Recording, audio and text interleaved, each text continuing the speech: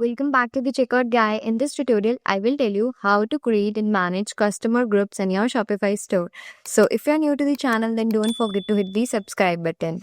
So for this, you need to go to your Shopify admin panel, then click on customer section. And then here in this section, you need to click on templates and you can select the templates for target specific location and you can use any of the template here. So I'm selecting this template and you can also change the countries just like from US to Canada because we have the customer from the Canada as well.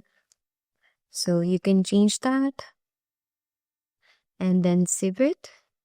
And then you can give a segment name and then save it again.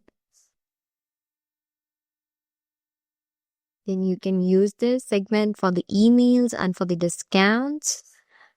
So basically this is the sample customer group segment is here. So if we go to the discount section and click on create discount,